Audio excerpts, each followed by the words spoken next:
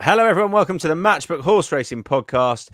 We've got some, lower grade fare than last weekend, sure, but I think some really good betting opportunities. Some big open handicaps at Ascot. We've got the Swinton at Haydock. Lingfield's not bad as well, and we're going to be tackling those Derby and Oaks trials soon enough.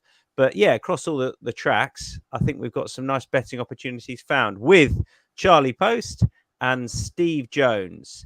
Don't forget to like and subscribe. That's always important because it's the best no-cost way of supporting the podcast, and it makes your life much easier if you do enjoy our content. It's completely free to do so, so like and subscribe. And check out the daily horse racing markets. If you do use Odds Checker on that grid, you'll see we're often best priced just because Matchbook is an exchange. That tends to be how it works. And we've got those daily markets there. So well worth checking out if you like a bet on horse racing, which I hope you do if you're listening to this content. Right. We're going to start with the Chartwell Filly Stakes, which is it's a Group 3, and Steve and I agree. This is because Charlie just commented on it as something other than a Group 3, and Steve duly corrected him because you're a stickler for accuracy, Steve Jones, aren't you? How are you? Who do you like, and why? Yeah, morning. I did it to help out because I didn't want Charlie to say it was a list. It was not a big mistake anyway. So Team anyway, player. He's such a team. But you've just what you've just done. You've just confirmed the mistake that Charlie made. So there we. You also put him away on the podcast. That's really nice. Such a team player. If that's the worst mistake that's made on this podcast, I should be pretty impressed.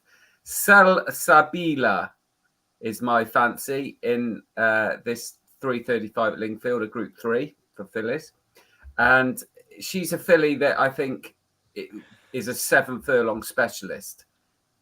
That's what she gets. She ended last season with a listed win over 7 at Ascot.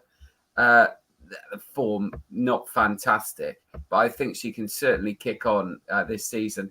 Her first run of last season was over a mile in the Sandringham Stakes at Royal Ascot, so she was coming a bit later in the season, and she was only 11th. She was 100 to 1 shot, and she was 11th, but she was third home of her side, so she can go well fresh. She was on the wrong side. She then ran respectable races in listed races over a mile, but she definitely improved going back to 7 furlongs. And I wanted to take the favourite on. We'll come to that later, but Remark, I think, A, wants further, and B, I think Rafe Beckett's horses might just be a little bit behind. They seem to be coming on a lot for their run, and Remark takes an awful lot out of the market, around 2.1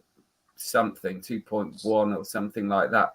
So I wanted to take her on, and the fact that there's 9 runners makes this an exceptionally good each way race. So Sabila, I think, is about what were we looking 11.0, Steve. 11.0. So win in place. I think this is a really good bet, win in place, because I do think she's a 7 furlong specialist.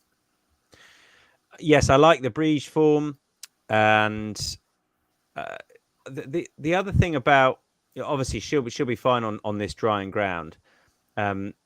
Remarque's best form has come, well, say best form. Her win came with a bit of cut underfoot. Of course, she ran really well on faster ground at Ascot, so maybe she doesn't need it. But if you're looking for reasons to, I'm not out and out opposing the favourite. She'll probably win, but I certainly didn't want to be a backer, and also taking into account the Rafe Beckett's in better form, but a lot of those are with horses that are running for the second time this season. The point that Steve made. So, he said at Newmarket that whether it's because of the weather or whatever, they have just been a bit slower to come to hand this season, and that's been reflected in the early season stats. So, Sel Sabila I thought was a great win and place bet. Charlie Poste. Yeah, I can see that, lads. And also, I mean, Remarque, like you said, first time out and on the back of a wind up, it doesn't smack a screamingly good bet at 2.0 to me. I ended up with Great Generation for the Marco Botti team. This was a winning juvenile last year, this filly, and she ran a good race at Ayr, where she had, in a listed race on her last start, where she had Pretty Crystal in behind her, and obviously Pretty Crystal went on to win the Nelgwyn. I thought her return at Deauville was solid, where she was 4th, and she obviously had Ramatula in front, just in front of her there, who was then 3rd in the Guineas last Sunday. So I think on that occasion, she was probably not very well suited by the heavy ground. this nicer ground should suit her an awful lot better. And I thought at 3.25, she was interesting. 3-year-olds, I'm not sure go for this race that often, but they have won 2 of the last 10 run-ins, and they get a chunky weight for age allowance at the moment, £12 off the older horses. So with a run under her belt, with better conditions, getting that bit of weight, I thought she was interesting. Okay. We move back to the 150 at Lingfield, and I am now putting up a Rafe Beckett horse on first start of the season. So, but the horse is 9.0. This has Imeric at the top of the betting at 3.5, Flash Bardot at 5.0, True Legend at 6.5. If not now, is 9.0. This is the 150. The back end of last season was a bit disappointing at Donny. The suggestion was that the horse would want a sounder surface, which he's definitely going to get here. For all of his run came with a bit of cut underfoot. He was just a horse I was quite excited by last season when winning on debut and then not being beaten far by Gregory. We know that's a good bit of form at Haydock. Duly won on handicap debut. Is a fair bit higher now. Ran in the German Derby. And was pretty well held. But having another go in handicap company on better ground, having been gelded, he just struck me as a horse that was going to kick on this season. My slight concern is I'm not sure exactly where the pace is coming from, and he's a patiently ridden horse. But 9.0 would be a small win and place bet for me. Charlie?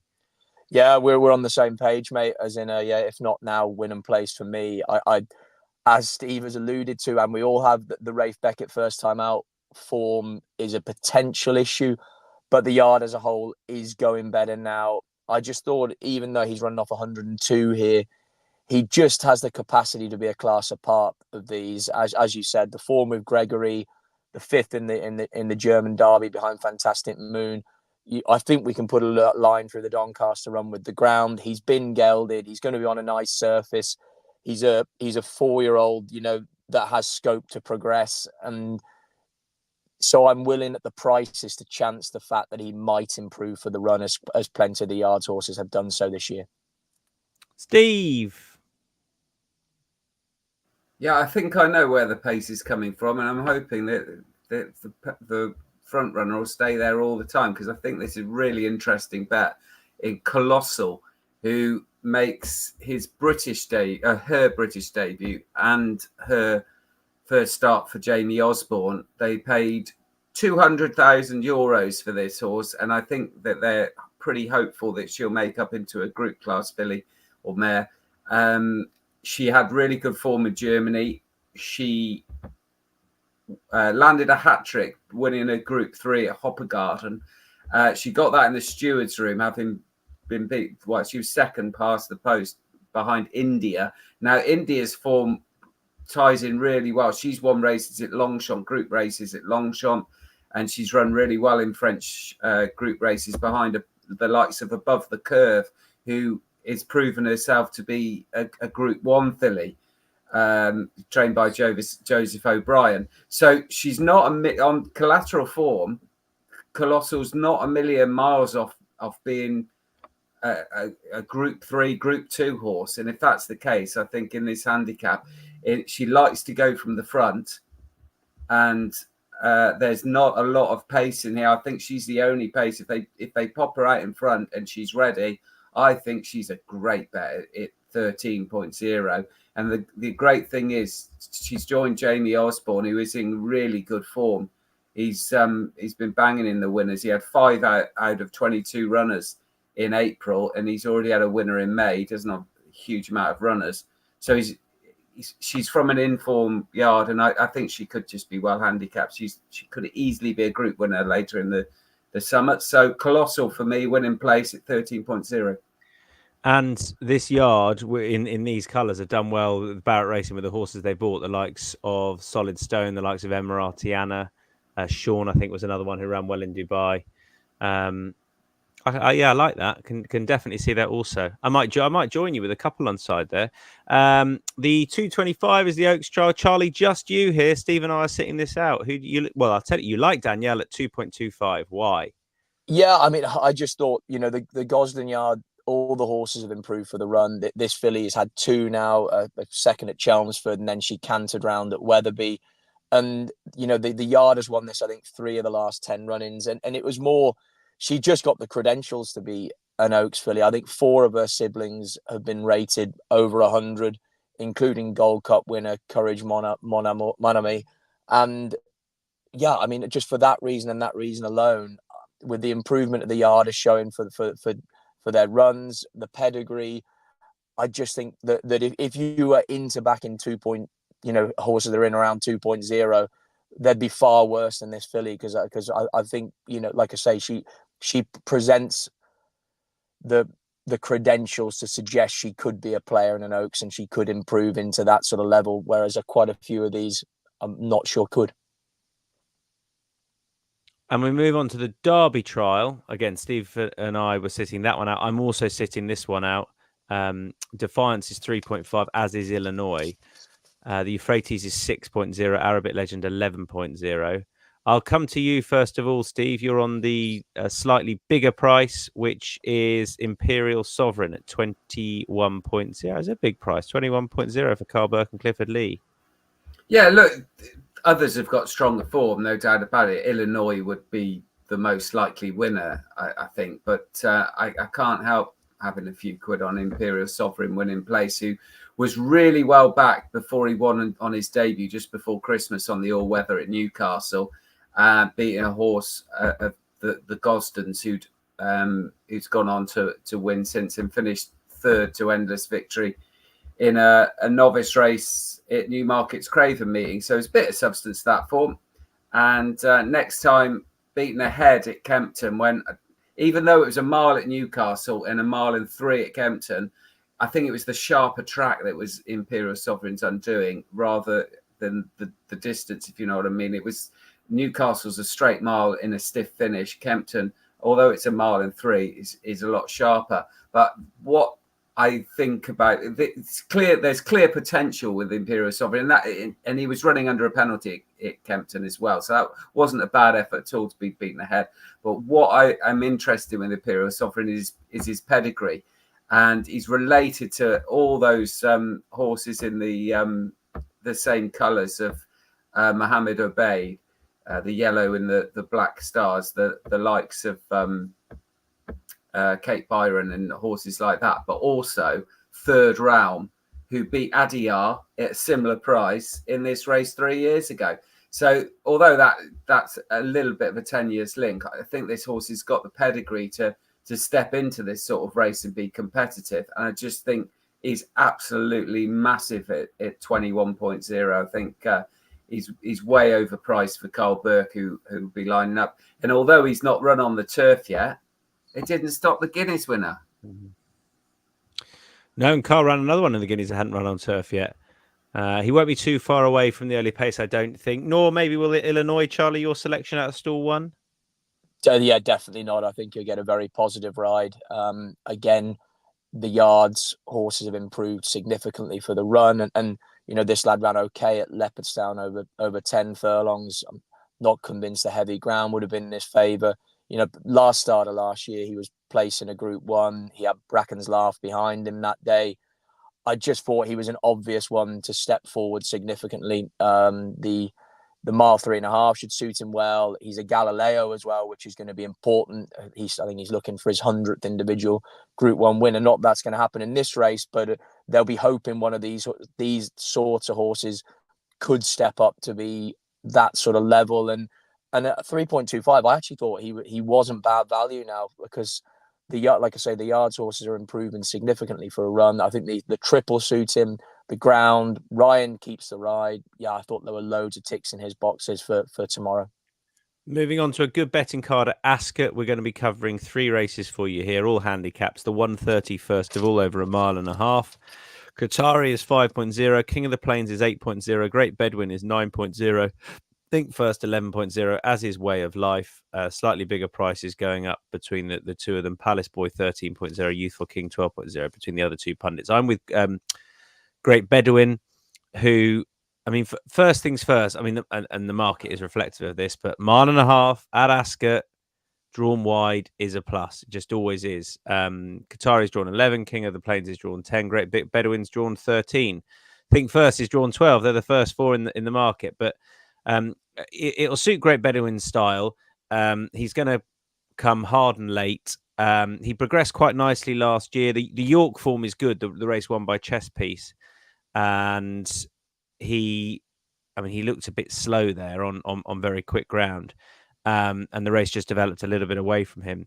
Prior to that, he'd won a maiden over 10 furlongs and then finished up last season with a win from last or first at Goodwood, where the pace held up pretty well. That day, Davina Grace and Alba Longer, Sovereign Spirit, Blue Universe were all up there throughout, and they finished in behind. And Great Bedouin swept around the field and won quite nicely. I thought that was a mark-up performance. I guess the worry is we haven't seen the horse since, but I think over a mile and a half and maybe even further, even though he's showcasing, I think he could have a pretty good season, rated just 82 here. So win and play still, because I'm not sure where he is on first start of the year. Great Bedouin for me. Steve?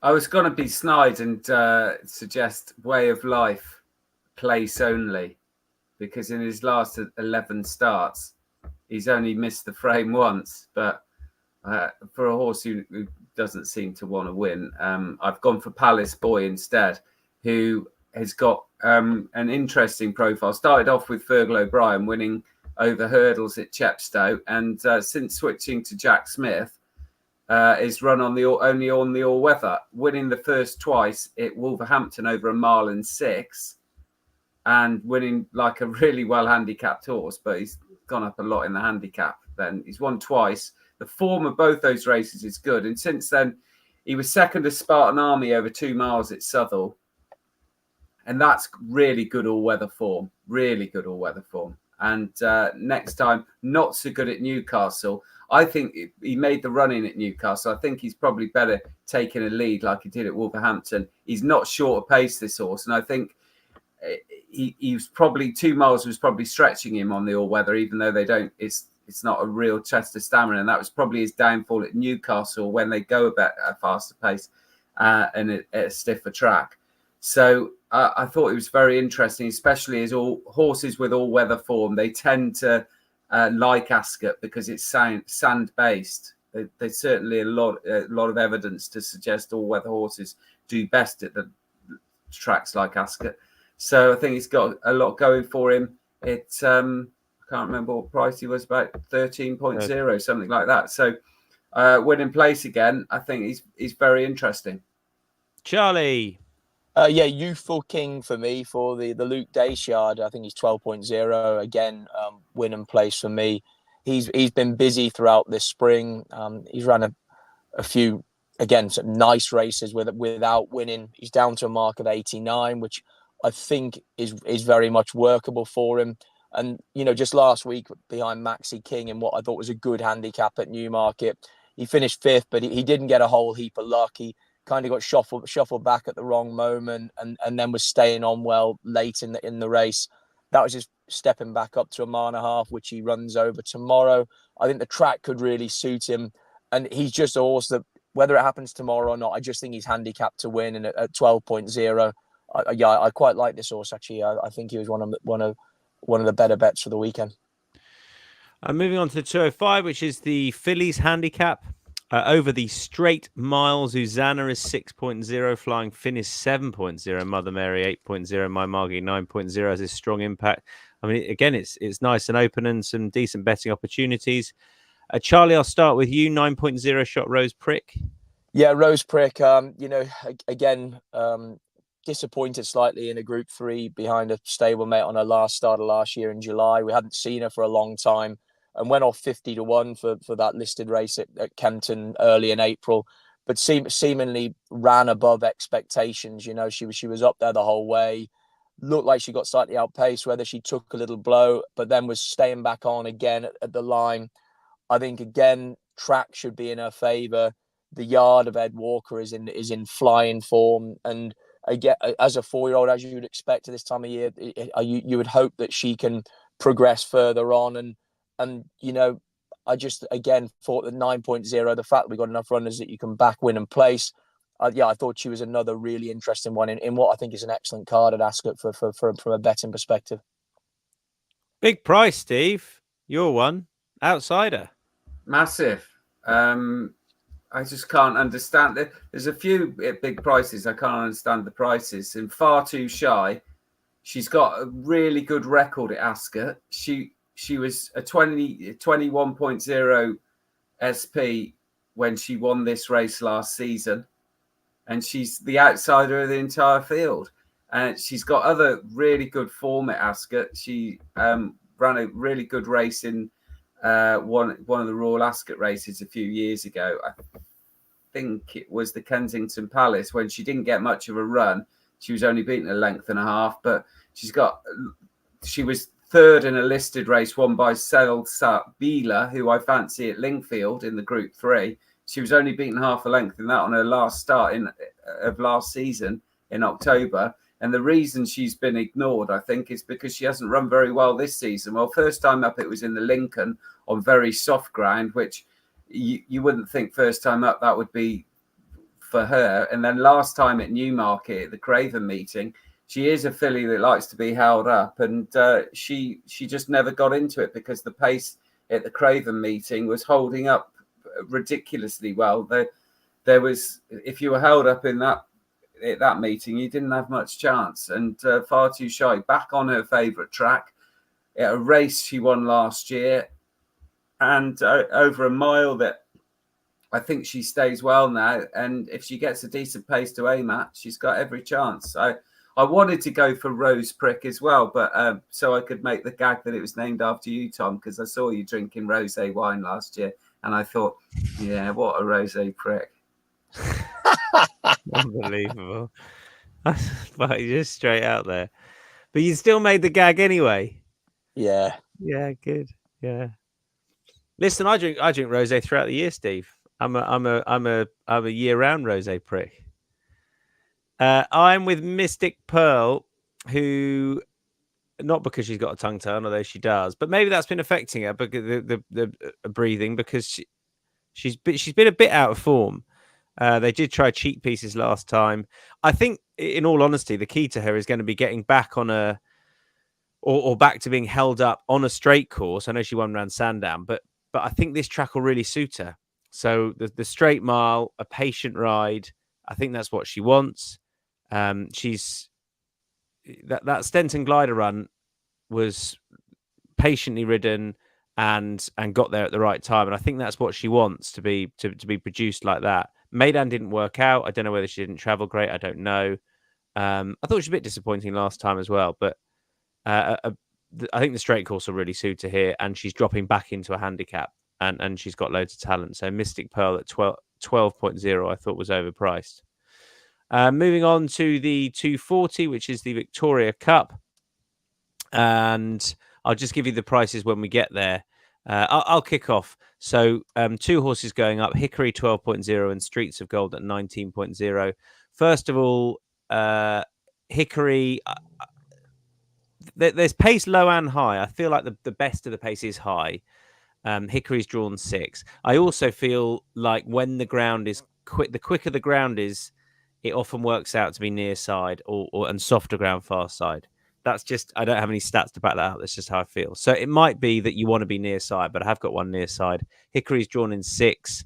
And what we know is that this is the horse's distance and the track really suits. Like, he's so solid. The Baradar run at a massive price last year is only £2 higher than that. And the Quinault run is good form again. And he's here off the same mark. He had a run last time at Kempton. We know that, as Steve's pointed out, and particularly on the straight course as well, the all-weather polytrack form, particularly from Kempton, translates really well here. He's just, I mean, very obvious. I could see him going off favourite, to be honest, and I thought 12.0 was a fair price, win and place. And the other one is Streets of Gold, who finished 3rd in a jersey. Lines up here off 105 back into a handicap. The last run in a handicap came in the Bunbury Cup and was disappointing, but I don't think that's the sort of run he wants to be right up there. Again, I think a patient ride at this track will really suit. Hard up against the stands rail where there'll be loads of pace to aim at. And as Steve has said at the Craven meeting last time in the race won by Washington Heights, the Avenant, he had absolutely no chance because he was held up. So that was I think a bit of a markup run for me. Given that he did make up a bit of ground, was only beaten 4.5 lengths. This will suit much, much better. So Streets of Gold and Hickory. Charlie. Yeah, I mean, I came down. It was ultra competitive, as you'd expect. Wob for me, 21.0 win and place. Like you, I thought probably the stronger likelihood pace was going to be high, which is where he is in 22. He won last weekend at first off the same mark that he won the Air Silver Cup off previously. 7 furlongs isn't an issue to this horse, though. I've massive respect for the trainer, Adrian Keithley. He is in flying form at the moment, and I think he's not saying he's an underrated trainer, but he's a trainer that maybe flies a bit under the radar. But I think he's very, very good. And this horse again at first last week, he found, as quite a few in the race did, he found a lot of trouble in running. But when he got there, I thought he won readily. £4 higher, 90 on mark of 91. We'll ask a bit more, but he just felt like there was a time where this horse is going to go and win another big pot. It could be tomorrow, and 20.0. I just struggle not to see him running very well because he was really good last weekend at Thirsk, and I think there's potentially more to come. All right, and Steve. Yeah, I'd advise people to watch that race that Wob won last week at Thirsk, just to see Joanna Mason on her uncle and grandfather Mick and David Easterby's horse, who was called Royal Pleasure. Oh my God, that's eye-catching to say the least. So put him in your tracker. But for today, I could have fancied dozens in this, including all the ones that have been tipped so far. But I'm going to go for the Wizard of Eye, who this time last year was running in the Lockinge Group 1 race. He's been highly tried a lot of his career, but he is a listed winner over a mile at Kempton. And he's left Stan Moore for some reason and joined Charlie Fellows. And he's been gelded, which I think might bring out a fair bit of improvement. He's dropped to a more reasonable mark now. He's on 99. That's the first time he's ever been in the 90s in his whole career.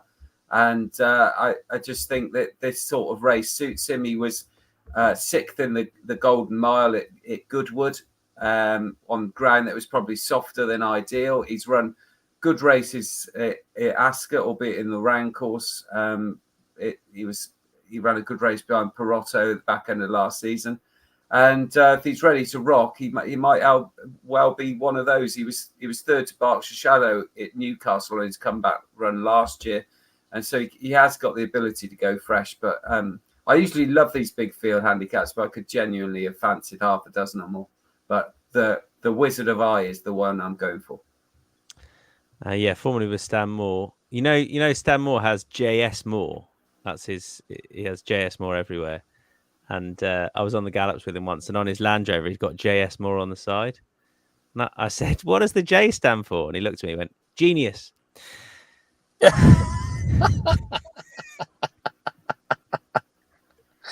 Oh dear. Dan. The Swinton 3:15. Lark in the Morning is 3.5. Don't any of us are going with him. He sort of makes the race harder, but also easier in a way if you don't fancy him. Affadil 9.0, Ray Middleton 11.0. Bigger price thereafter. Charlie, we agree. And I'm quite excited by this horse. I mean, he's tricky. He bogged it a bit at Aintree, having gone right at the start when the other horse, Ollie Murphy's horse, mucked around as well. Our favourite horse. Yeah, our mate Go Dante. But he then whizzed around the outside of the field and then did best of those up with the pace. And this will work out. This often suits a bit of pace. And Micheal Nolan replacing a £7 claimer as well. So I think there's a lot to be and back on slightly better ground. I think there's loads to be positive about, as long as he's not a bit of a monkey. 13.0. Completely, I agree. I mean, like you say, as long as he isn't too much of an idiot about the whole thing, I just think this race is made for him. Like, the nicer surface, electrically quick race that suits prominent racers, which he is. And I think he's got heaps of ability. And yes, he carries 12 stone, marker 137. But I think that's very much workable for him, as we saw at Aintree, where so much went against him. And at 13.0, where you can back and win and place it, I thought he was really, really interesting. And he was one of the few in the field with the scope to probably go on and rate a good bit higher. Maybe the favourite does as well. But you have the favourite's 3.75. This lad's 13.0. To me, it was a no-brainer. This is the one you want to be with. And he brings top-class handicap form to the table as well. I'm surprised he's that big a price, Tom. Steve? Gin Coco, love the drying ground. And this is also has got a fair bit of class. He's second in the Greatwood a couple of years ago behind I Like to Move It. And is comes off the back of a foot, missed most of the winter ground, doesn't like soft ground, and missed most of the winter. Hadn't run since December when making his return in the Sussex Champion Hurdle at Plumpton, and was just given too much to do. Was held. You can understand that was the first run for 3 months, and you've got a job to come from that far off the pace at Plumpton. Most of Gin Coco's best form has been when ridden much more prominently, and I'm hoping that's going to be the case in this race. So yeah, Gin Coco. Okay, moving on to Matchbook Zero Long Shot. Racing goes live, or the markets go live at 10 a.m. each day for Matchbook Zero. We've said on the Odds Checker grid you're likely to get best prices with Matchbook anyway because it's an exchange, and then add to that with Matchbook Zero, zero margin, zero commission. If you want a win bet, it's a bit of a no-brainer, to be honest. And we're trying to give you big prices to take advantage of that. Mine is Streets of Gold in the Victoria Cup at 19.0. Steve?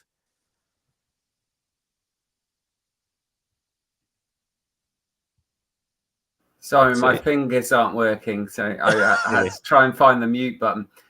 Far Too Shy won the race last year. That is the 205 at Ascot. And Charlie? Youthful King, 130 Ascot. You've got a lay for us, Steve. Yeah, Remark 335 Lingfield. I'm around the 2.0 mark, 2.1. I just think Rafe Beckett's horses are coming. They're coming into form because they've had a run, and Remark hasn't. So I want to take her on first time up because of the stable does seem to be a little bit behind. I also want to take her on because she's been running over a mile, and to me, she looks like she wants to go up in distance, not down to 7 furlongs. So I think she's way too short, Remark. Best bets. I'm going to go with, I nearly went with Bali, but I'm going to go with Streets of Gold again in the Victoria Cup at 19.0. I really think the horse is going to run a big race. Steve?